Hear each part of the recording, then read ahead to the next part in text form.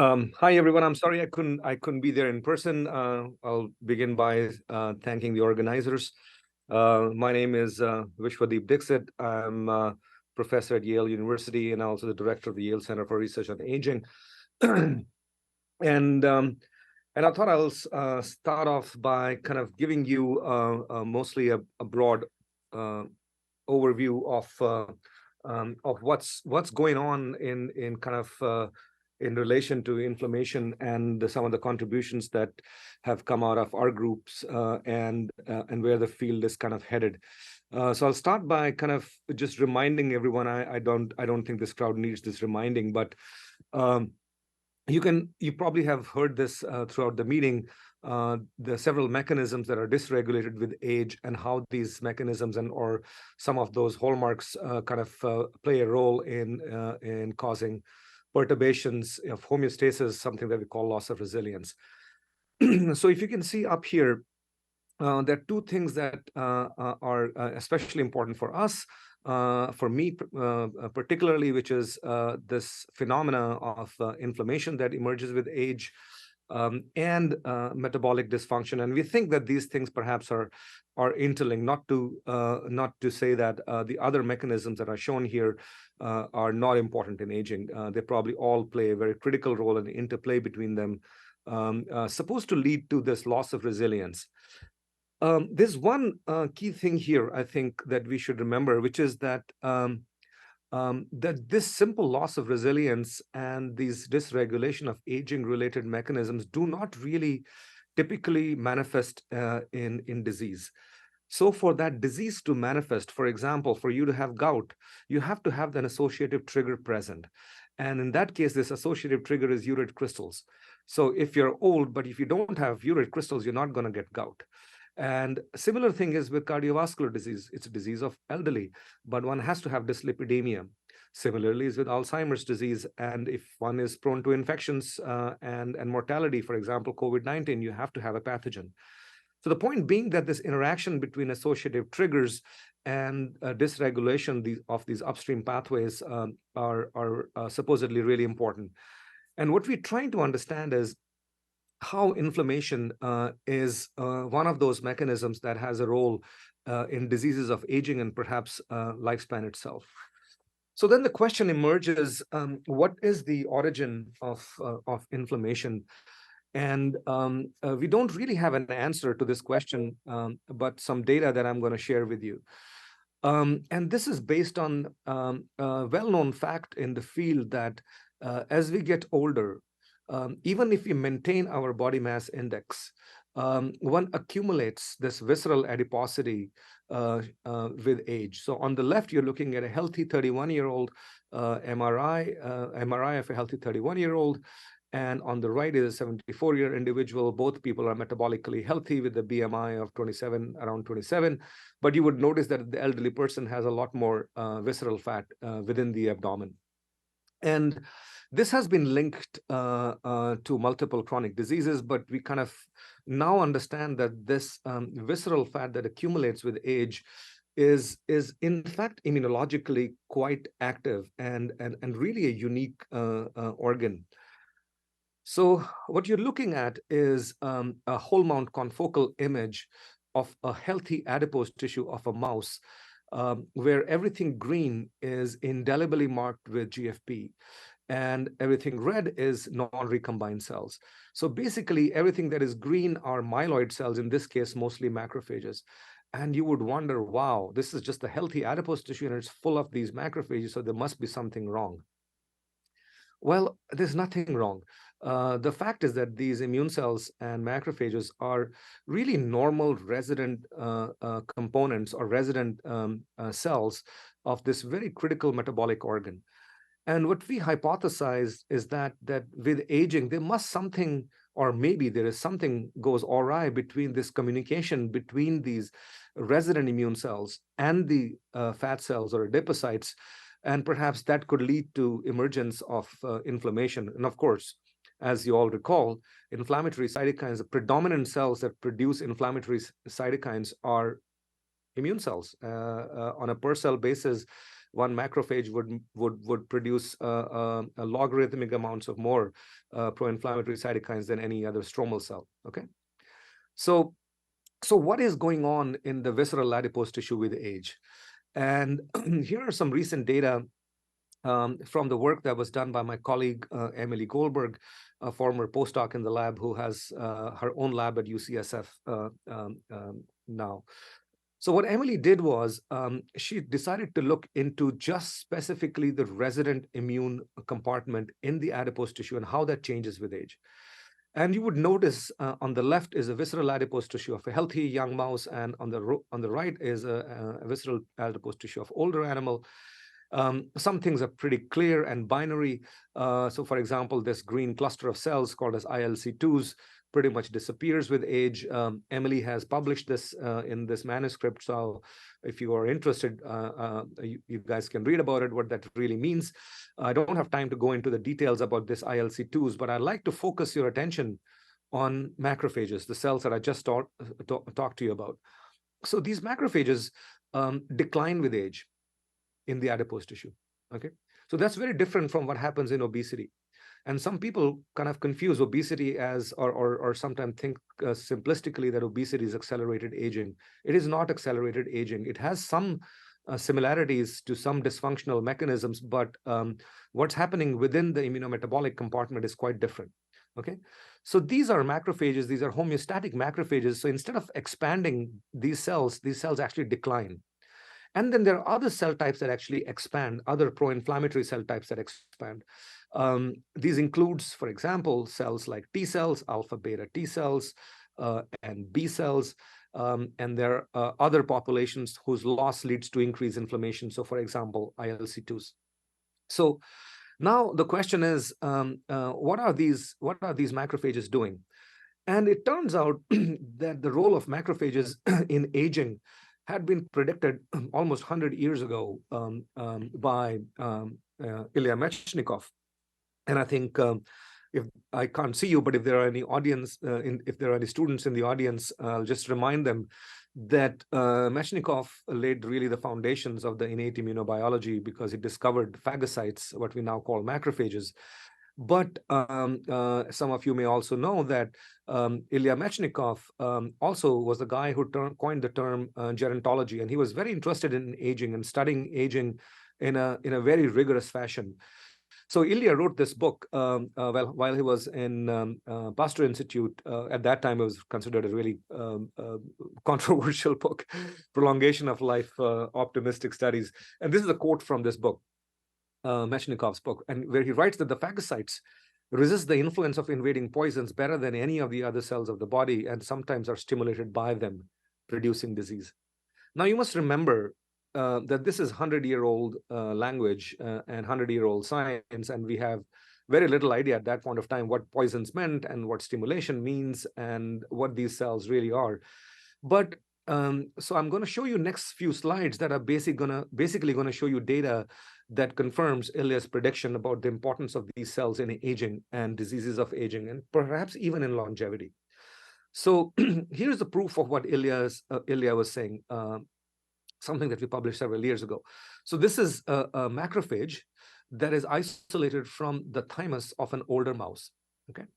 And you would notice that this macrophage is accumulating so-called poisons. And these poisons include things like lipid, which has either been phagocytosed by this macrophage or potentially de novo lipogenesis. We don't really know. There are protein aggregates suggesting of alterations in proteostasis, something that we know in aging that happens. This is the nucleus of this macrophage, which is misshapen. And some would argue, at least in vitro, this is, by the way, a macrophage which is from in vivo thymus, but some senescent cells apparently have this misshapen nuclei. And then you would notice these lysosomes. Okay, I mean, the major changes that are occurring in the lysosomes. Lysosomes are full of this electron-dense material, which actually would also light up if you would stain this macrophage with beta-gal, because beta-gal is in fact not a marker of senescence, but a marker of lysosomal biogenesis. Okay, and then you can also notice these unique structures. These are actually crystals. Okay, So these were the poisons that Mechnikov was talking about. We have a little bit fancier words now for these so-called poisons. We call them damage-associated molecular patterns. Okay, and these damage-associated molecular patterns indeed stimulate the cells, and they stimulate the cells because they're sensed by specific pattern recognition receptors. These pattern recognition receptors were first discovered and coined by this concept was initiated by Charlie Janeway here in our department at Yale. But I'll first tell you about one of the critical sensors, which is especially important for aging. And it's called as the NALP3 inflammasome, also called as the NLRP3 inflammasome. Okay. Why I'm telling you about this is because this is a sensor that is present within the macrophages. Okay. And it senses these poisons or damage-associated molecular patterns. Okay, it's made up of 3 proteins. Protein called NLRP3 or NALP3, which has a death domain, also called as a pyrin domain.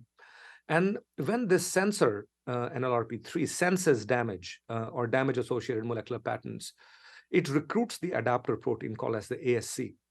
And this ASC binds with the NLRP3 protein through pyrin-pyrin interaction. And the ASC protein has this very specific domain called as caspase activation recruitment domain. And then this adapter recruits the effector, which is the caspase 1. And caspase 1 binds to ASC with this card-card interaction and then gets activated. So remember, this is the effector, okay? And so basically, NALP3 inflammasome or NLRP3 inflammasome is like molecular Velcro. Once it senses damage, it gets assembled. And once this gets assembled, the inactive caspase 1, remember, caspase 1 is always kept in a cell in an inactive state. When this caspase 1 will only get activated when this complex is assembled. When this happens, what this caspase 1 does is then it cleaves these 2 very critical pro-inflammatory cytokines, IL-1 beta and IL-18. Okay.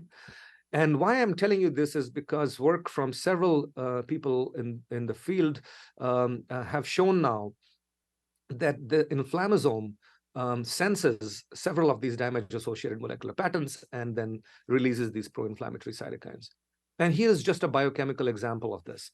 Okay, so you're looking at immunoblot of inflammasome activation readout in a macrophage. So like I mentioned, on the top is an inactive caspase 1. So caspase 1 is always kept as an inactive cysteine protease. It gets activated when it receives the signal from the inflammasome. In this case, the cell is primed by TLR4 and has the presence of these damage signals like extracellular ATP, urate crystals, ceramides, ER stress, fatty acids. So what it does, like I said, is that the inactive caspase 1 gets cleaved into active caspase 1. Okay, this is the real stuff here. So this is the stuff, this is the active enzyme that's going to cause IL-1 beta to be cleaved. And this is how inflammasome is activated. You can see that these damage-associated molecular patterns activate caspase 1. If you do not have an NLRP3, this process does not happen. This is extremely relevant to human physiology and aging because work from Inchianti study has shown that, for example, IL-18, which is a downstream substrate of caspase 1 and IL-1 beta, increase with age. Okay. Now the question is, why is this relevant to inflammaging? And I would argue yes. And what I will do is, I typically don't do that, but I think I would just remind the audience that, let me dismiss this prompt. I will just remind this audience that whenever you think about inflammaging, please remember that NLRP3 inflammasome is one of the major regulators of this process. We hear a lot about IL-6 and aging, but there is very little causal evidence of IL-6 perturbing aging physiology by actual causal mechanisms. So I want you to just remember this. So what happens is when NLRP3 inflammasome senses various structurally diverse damage-associated molecular patterns, it causes this activation of this complex. This complex gets activated and then cleaves IL-1 beta and IL-18. Okay. If we go upstream and block NLRP3, then we can protect the animals against inflammaging. It not only protects the animals against inflammaging, it actually prevents functional decline and degenerative changes, exactly what Mechnikov had predicted. That remember, he had said that the phagocytes are going to be really important for degenerative diseases of aging. And indeed, that is the case. So if you lower genetically the NLRP3 activation, the animals are protected from bone loss. They have improved glucose tolerance. They're protected from immune senescence, or at least thymic involution. They have better cognitive function and improved frailty, less frailty. And you would wonder, wow, that seems like all so, distinct processes. How is that happening? Answer is again, tissue resident macrophages, because in each of these organs, what we have are resident macrophages. Bones have osteoclasts, adipose tissue have macrophages, thymus have resident thymic macrophages, brain has microglia, and so on are the cases, for example, in the muscle. So we and others have been able to show that NLRP3 inflammasome, in fact, controls inflammation through IL-1 beta and IL-18. And I would just quickly, very quickly, just breeze over these data to actually just show you the data. It's almost decade-old data, but I'm going to show it to you just to remind you, because these data are really, really quite exciting. And so just very quickly, just to show you that, so this is thymus. You're looking at the thymus of animals. Thymus becomes smaller. It degenerates with age. And these are NLRP3 and ASC knockouts. These are inflammasome knockouts till 2 years of age. You would notice that their thymus is much bigger. These are the overall total decline in the thymic cellularity in the old animals. Follow my arrow. So by the time a mouse is 2 years old, it barely has any thymocytes left, about just 10 million cells. But if you do not have inflammasome, or genetically, if you lower inflammasome, you can actually delay this process by almost half. Okay, so these animals are partially protected from aging of the thymus. I know this is complicated. Just please bear with me. Just look at this upper panel. Okay, you're looking at young, old, and the NLRP3 knockout. Okay, so one of the things that happens with age in both mice and people is that you lose your naive T cells. So from 80% by the time you're 2 years old in a mouse, it's about 4%. So if you lower NLRP3, you maintain that. So your thymus is not only bigger and better, but you actually are making more T cells. Okay, just an example. These animals are also protected from cognitive decline. This is just this old data, just to kind of show you that these animals, if you put them in the water maze, stone tea maze, they actually make much less errors. They also have less bone loss. I mentioned osteoclast. So this is old bone, and this is the old bone of the NLRP3 knockouts. These clearly are protected. Now there are more data that have emerged showing that, in fact, NLRP3 inflammasome not only controls inflammation, but also controls metabolic dysfunction that happens with age. This work was conducted by Christina Kamel, a former colleague, who is in the Minnesota Center on Aging at the University of Minnesota, running her own lab. So what Christina had found, actually a very unique subset of macrophages that resides on the sympathetic nerves. We call that nerve-associated macrophage, okay? What Christina found quite serendipitously was what was happening with age was that these macrophages upregulate this enzyme called as monoamine oxidase A. This is typically studied only in the brain because it controls dopamine levels. But this enzyme is very highly expressed in certain macrophages. And what this enzyme does is actually breaks down catecholamines. So I'll just remind you that sympathetic nerves produce catecholamines, in this case norepinephrine, and norepinephrine is absolutely critical for you to hydrolyze the triglycerides that you have stored in your fat cells into fatty acids, which are the substrates that are going to go into the mitochondria to produce ATP. Okay, so when we get older, we produce much less of these substrates when the sympathetic autonomic nervous system gets activated, because these macrophages upregulate NLRP3 and upregulate this enzyme monoamine oxidase A. Okay, so when the sympathetic nerves produce norepinephrine, macrophages take norepinephrine up and break it down. So basically, your adipocyte sees much less of this norepinephrine, and this process of lipolysis is inhibited. This same process happens in obesity. This work was conducted almost at the same time by my colleague Ana Domingo. So point being that macrophages are really, really critical in this case with aging to regulate not only inflammation, but also metabolic homeostasis. You would ask, does it have anything to do with lifespan? This is the work done by an independent group, I think out of Spain, where they showed that, in fact, if you lower NLRP3 genetically, that these animals live somewhat longer, as shown here. This is the image of their NLRP3 knockout mice. They're trying to say that they look quite nice. To be honest, our mice don't look as nice. They look more or less the same, and we really don't have any data to prove that mice in our colony live longer or not. We don't have any data for that, therefore we haven't published it. But what this group has shown basically is similar to what we have shown, that these animals age more healthy. Okay, so I will end the first part and just remind you again that NLRP3 inflammasome is the predominant regulator of inflammation. Okay, we and others have now shown that if you lower NLRP3, at least genetically, at least in animals, okay, you can prevent age-related functional decline. So this is a mechanism that is biologically relevant. Okay.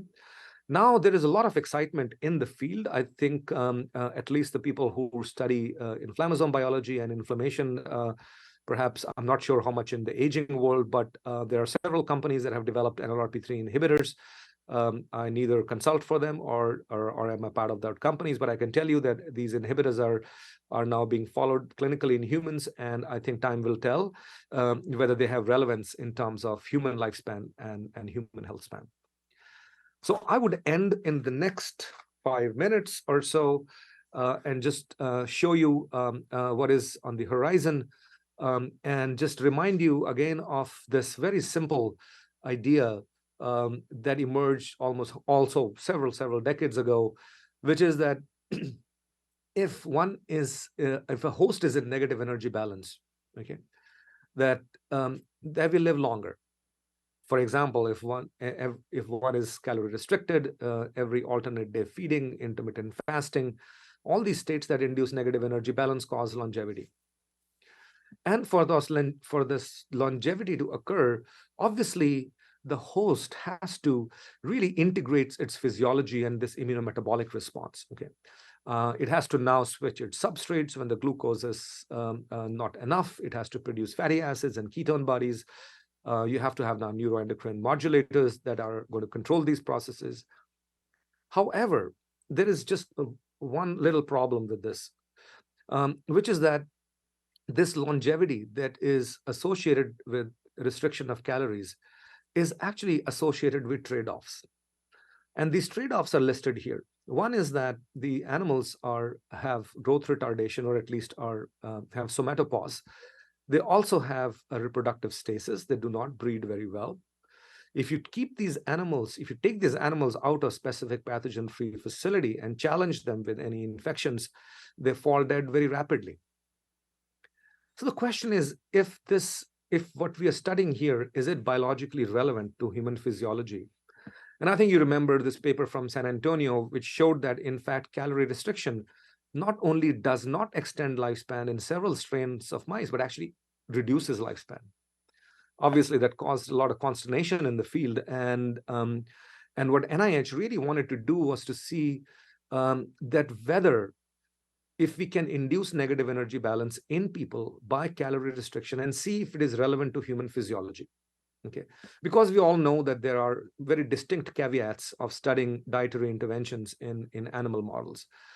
And what we wanted to do was to see, yes, indeed, let's see if this is relevant to human physiology, identify endogenous regulators that are induced or inhibited by CR, the so-called CR mimetics that my colleagues Rafa DeCabo and Don Ingram have been speaking about for several decades now, and then assign causality based on human studies and into model organisms. Okay, so this is what was done. The trial is called the Calorie. I suggest you guys read up on it. This is a beautiful study. It's a really well-controlled trial done by multiple groups of investigators at three sites: my former institution, Pennington Biomedical Research Center, WashU, and at Tufts. And what NIA basically wanted to do was to take healthy people, okay, between the ages of 25 and 48, have them restrict about 25% calories, and then see if this 2-year intervention of reducing calories reduces the risk of disease and slows the process of aging. Okay. Now you would you would wonder, this was actually done almost 10 years ago, actually more than 10 years ago, 15 years ago. And these were healthy people. So if there are healthy people and the intervention is for 2 years, what are we going to measure that is going to even tell us that the risk of disease is reduced? And we all know that really at this point of time, we really have no ironclad markers to measure the process of aging. I mean, there's a lot of discussion in the field with this clock or that clock or whatever, different things, but I think time will tell which one of these things are most relevant. But at this point of time, it's not known. And so this was really one of the major challenges in this trial. And so anyway, the trial was done, and the few things that came out from this study, which is very critical, these are data from my colleagues Leanne Redmond and Eric Ravison from Pennington. And what this trial showed was humans in free living conditions, okay, can actually restrict only about 15% calories. All right. Okay, only 15%. And I wanted people to restrict 25%. People cannot do 25% unless until it's a self-selected group. It's a randomized control trial, remember that, okay? And then the question is, okay, what are we going to study in these people with this mild sustained CR that is going to give us any sort of indications that we have altered the process of aging or impacted human physiology? Well, that's where things become interesting, because if you study immunology, you can do a lot. And not every organ in the body ages at the same rate. Okay, so one of the organs that ages much faster is this organ called as the thymus. So on the left is a thymus right here, this ascending aorta. This hyperintense region is the fat inside the thymus. This is the thymus right here. You can see it a little better here because here the signal is coming from the water. So this is chemical shift MRI. The point is that if you look at the healthy 45-year-old, all this white stuff that you're seeing, this is actually thymus, but it's all made up of fat. Okay. So by the age of 45, about 85% of human thymus is, in healthy humans, is composed of adipose tissue. So we decided to look at this as one of the potential organs that could be impacted by CR, perhaps like a cannery in a coal mine. And when the data were unblinded, what we were really struck by was this really unexpected finding, which showed that calorie restriction can in fact reverse certain processes of aging, shown here. So this is a thymus of an individual that came in at the baseline. Again, you're looking at the signal coming from water. So this is the functional thymus. This is a signal from the lymphoid tissue. On the right is the same individual, same location, and you can see the thymus of this individual is larger. You can quantify these things with the thymic volume shown here. People increase their thymic mass. You can quantify the new T cells that are produced by this thymus by this marker, and you will see that the majority of the people actually increase their thymic T cell production. So this was kind of really exciting, because what that did was it kind of basically challenge this dogma that certain organs cannot be reversed as far as aging is concerned. At least as far as immune system is concerned, thymus is quite plastic, and this intervention shows that we can do that. It's possible to do that in humans. So what we had been doing over the past decade or so, this work has now begun to come out. There will be more papers coming out. Hopefully I can talk to you about that next time. But I just want to tell you that the idea really is to harness endogenous mechanisms that are induced or inhibited by CR. So here you're looking at the transcriptomics of adipose tissue. Remember, the action really here is in the tissue microenvironment. Okay, when we had sequenced the blood T cells, there were basically no differences in gene expression in those cells in healthy people undergoing CR. Action really is in the tissue microenvironment. So you would see people, these are people that showed dramatic changes. So each lane is the same individual here. And what that allowed us to do was kind of hone in on the mechanisms that we think are truly relevant in terms of controlling inflammation. So I'm not going to go into this because it has been published. And this is summarized here by Ross Anderson, which is, so one of the molecules that we discovered from the human calorie restriction screens is this molecule called as PLA2G7. calorie restriction in people inhibits it.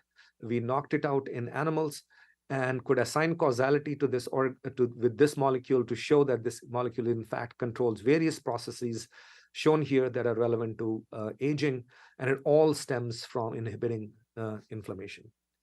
There's another CR mimetic protein called as SPARC. This is also just published in Immunity by my colleague Sunjin Roo, who runs his own lab at Hallym University in Korea. I'm not going to go into this complicated slide showing you the mechanism of how SPARC function. Point for you to remember is what happens in human beings is that if you restrict calories, the levels of SPARC go down. In people, now these data are coming out from other people that obese individuals have higher SPARC and calorie-restricted individuals have lower SPARC. What SPARC does, it's produced by the fat cells, okay? And it acts on macrophages, activates toll-like receptor 4, activates inflammation. If you lower SPARC, you can lower inflammation and improve health span, all right? So I'm going to end and summarize a few things, a few take-home messages. First and foremost, I think this debate about whether CR is relevant or not relevant to human physiology or longevity, I'm not sure, but at least human physiology, I think this debate is over, okay? Whatever CR does in rodents, it does in rodents based on animal facilities, the degree of CR, many, many variables are there, mouse strains, blah, blah, blah, and all those things, okay? What Calorie 2 trial has done is shown that this is an intervention that reduces inflammation, can rejuvenate certain organs like thymus. The details of this work were published by our group in Science last year, where you will notice that there are several mechanisms of longevity. They were originally discovered in model organisms, also show up in people. Okay, so this is quite relevant. There is a lot of debate in the field with CR that mice, eat everything very quickly, so it's all in, fasting. But this trial showed that people are eating 3 meals a day. Only thing they're changing is just the amount of calories, okay? So intermittent fasting may have its own different mechanisms, but what this trial has shown is that all one needs to do is restrict calories by 15% without any preference at what time of the day you eat it. It's going to do its job as far as regulation of inflammation and pathways of longevity are concerned. There are 2 molecules that have been discovered from it. There are more that are going to be coming up soon. One of them is PLA2G7. Glaxo actually has a drug to block it, and there are ways and means to lower SPARC. And I think it's going to be really exciting in the future. I think future is really, really bright for aging research. There's a life beyond rapamycin, believe me, and metformin, or NAD supplements, I think, or whatever else. There's lots of new things that are going to come, and I think time will tell what that would do to humans. I will end again by just acknowledging my colleagues and really thanking this team effort of Calorie. This would have never been possible if there were not this amazing group of collaborators across 3 different sites that participated. And of course, thank you for your attention. I'm happy to answer any questions, and I think I will stay online for the discussions.